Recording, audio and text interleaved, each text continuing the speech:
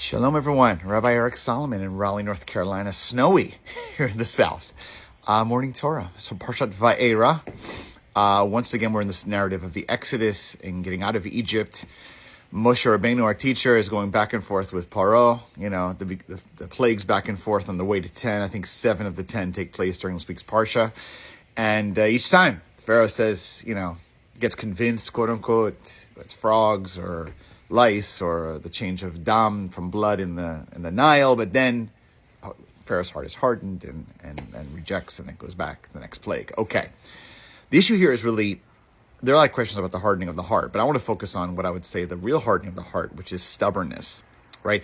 Pharaoh ultimately is stubborn, even when he sees convincing evidence of the contrary, even when he realizes on some level that this is not going the right way and he should really let our people go, he goes against, he holds tight to what he's stubborn about, and obviously a wrong, unjust, and terrible way, hateful way, oppressive way.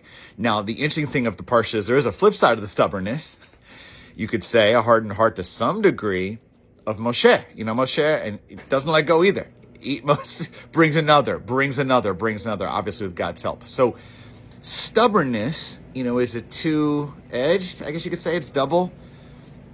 There is a good quality being stubborn. When you are stubborn for justice, when you're stubborn and kind of determined to hang in there, even when it's difficult, even when you're not easily convincing the other side, or then being stubborn is a virtue. The question is when and how to be stubborn, when to know to let go or let off the gas or to change your mind.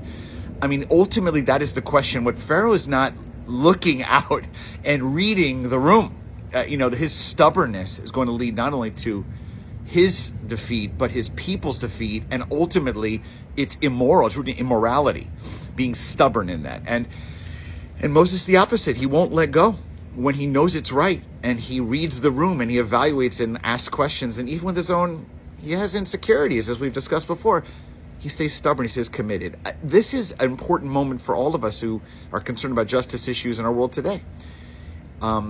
Being stubborn on its own is not a virtue, but being stubborn for justice, being stubborn for love, being stubborn for things we care about, let's say being stubborn in pursuit of bringing back hostages or in rooting out anti-Semitism or racism or other horrible acts, being stubborn is a virtue.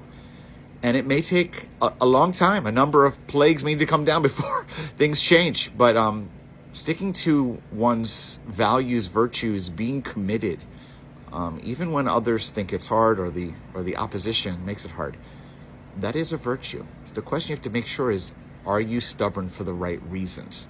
Not hardening your heart or defeat or oppress others, but girding yourself to bring more love and kindness and justice to the world. That is the question. Are you Pharaoh, God forbid, or are you Moses, stubborn for justice? Shabbat Shalom.